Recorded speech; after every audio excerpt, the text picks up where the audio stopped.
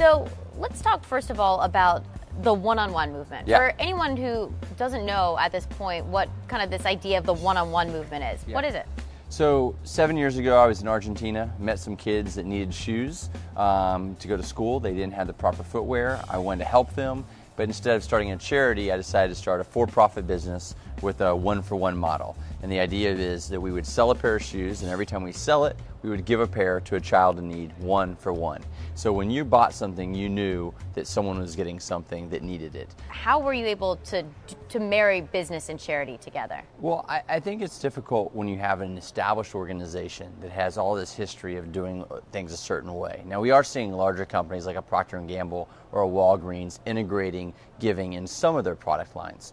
But for when you're starting out in the beginning, which we did from the very beginning as part of your DNA, it's a little bit easier. Because when I created my financial model, when I was putting together the business plan, I already earmarked this amount of money for making a second pair of shoes. When we decided to get into our next one-for-one product, which was eyewear, we looked at sunglasses and we said, is there enough margin in sunglasses to be able to give prescription glasses or a cataract surgery? And the answer was yes. So what I found is the way that you can kind of give substantially and be profitable is you got to look at high margin products. That's number one. And number two is you've got to use your giving as your marketing. So TOMS isn't spending the millions of dollars in marketing, advertising, celebrity endorsements, billboards, TV commercials that say Nike or Adidas or Uggs is spending.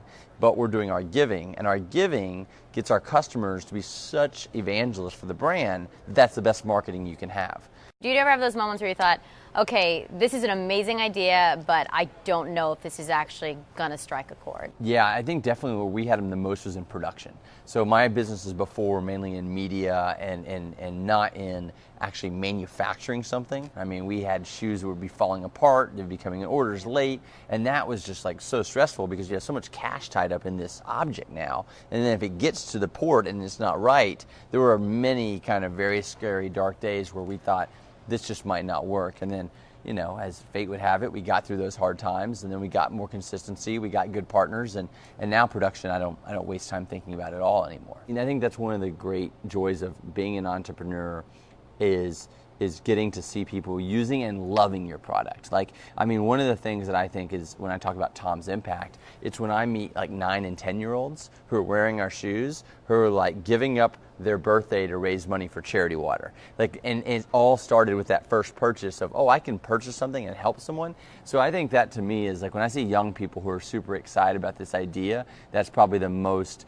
gratifying time outside of the many weeks a year I spend in the field, actually giving shoes and visiting our eye clinics. Explain to us kind of in short what the marketplace is you guys have just launched. Sure. So we launched the TOMS.com marketplace, literally within the last 24 hours, and it's all about aggregating and curating other companies who have incorporated giving into their business model in a really authentic way. So most of the companies and products you'll find on the marketplace are early stage. They have, we're probably one of their largest customers now by selling it on the marketplace. But it's everything from, headphones that when you buy them, they give hearing aids to, scarves and blankets that employ women in northern Uganda that wouldn't have jobs. There's some amazing bags that contribute to scholarships for kids' education.